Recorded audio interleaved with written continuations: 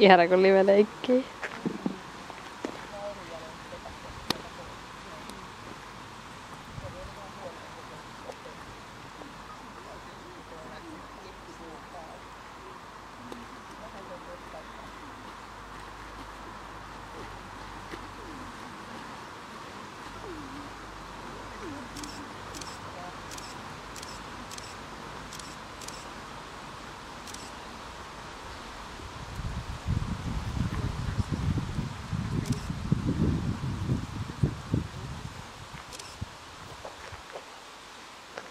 Eikä.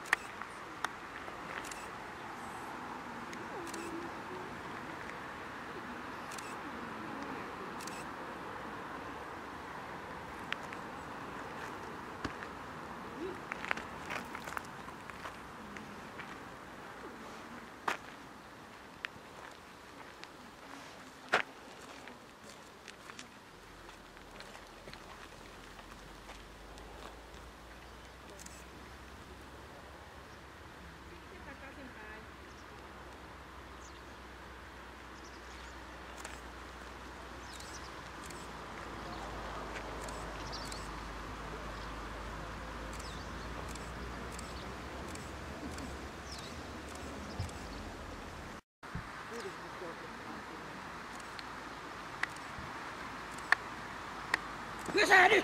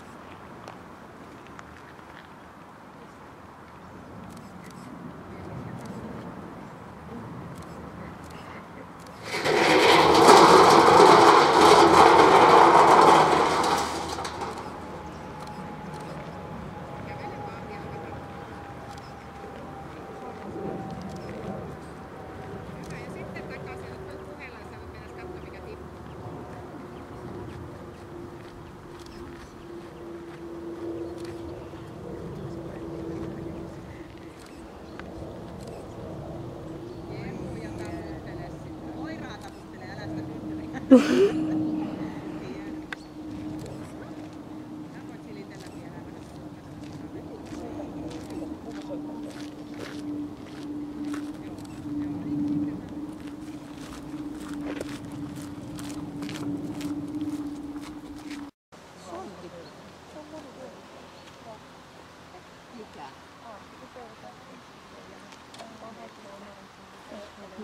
treenikenttä.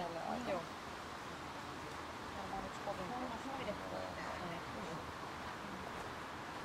Tämähän on treenikenttä.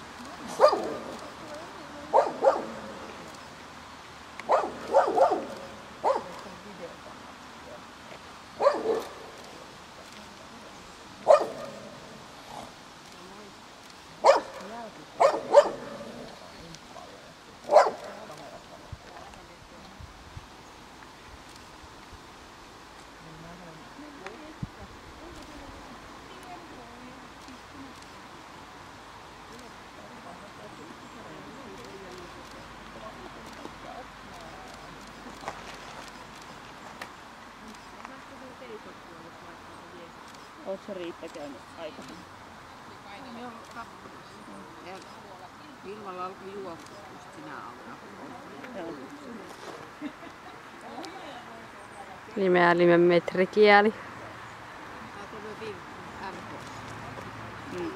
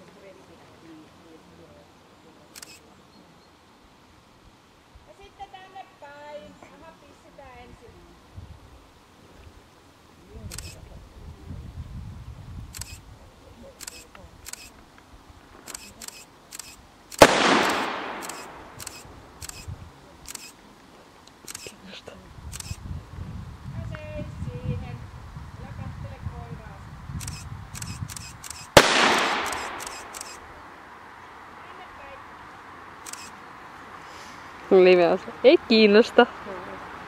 Vähän kuuluu pamahdas.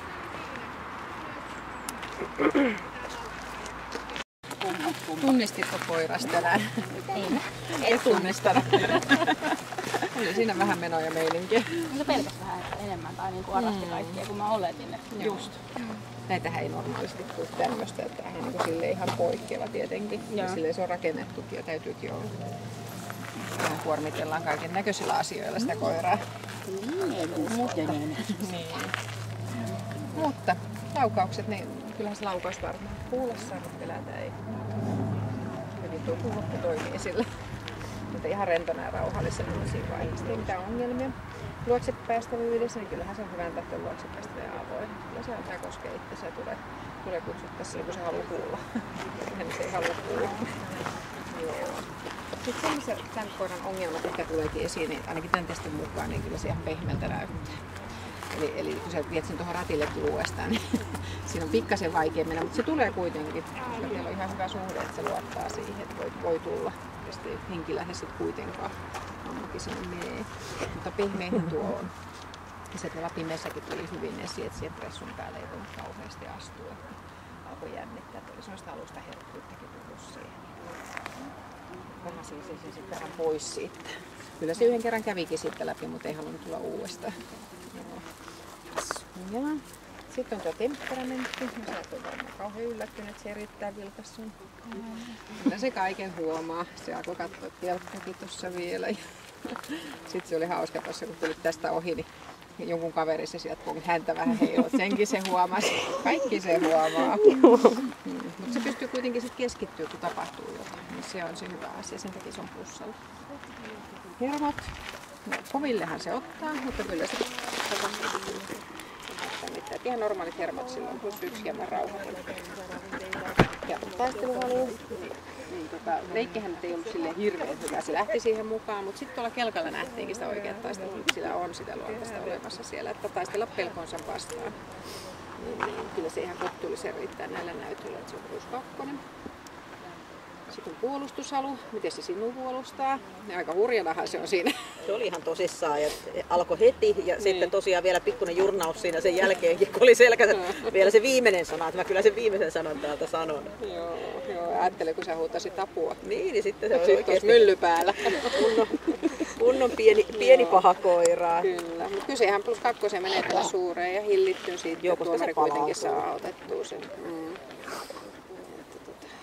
Ja sitten tuo terävyys, niin siinä se oli asteen verran matalempi. Että se ei ollut niin hurjaa, mutta sun tuki puuttu sieltä. Että se oli ihan yksin, mutta kyllä se yksinkin lähtee itsensä puolustus. Kyllä mä sanon, että aika harvasti niin se kuitenkin menee, jos se tuohon malliin niin räyhää siellä ja riekkuu. Vaikka sitten alkoi sit näkyy, että mitä lähemmäksi tuli, niin sitten sitä alkoi huimaa aika paljonkin siinä. Ja se pitää voi. Mutta se on kohtuullinen ilman jäljellä ja hyökkäyshalukyky 3. Ja toimintakyky, kelkka ja pimeä huone on erikoiskokeet. Kelkkahan meni ihan mallikkaasti, ei siinä mitään. Pimeässä oli vähän se pressu siinä vaikutti sen menoa, ettei päässyt niin nopeasti sinne tulemaan, mutta kyllä sillä yritystä oli koko ajan siinä. Kyllä sitten kohtuullisen riittää ihan hyvin. Eli ja 135 on bussia ja 16 miinusta, niin 119 ja kotiin. Hyväksytty tulos se on.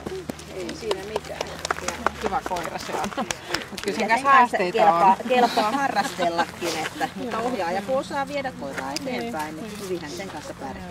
Terävyys on aina vähän semmoinen tavallaan haaste, että sit täytyy pitää vähän huoli, ettei jätä sitä mihinkään eikä tuo sille semmoisia tilanteita niin turhan päiten. Koska kyllä se voi sitten näppästäkin. Joo.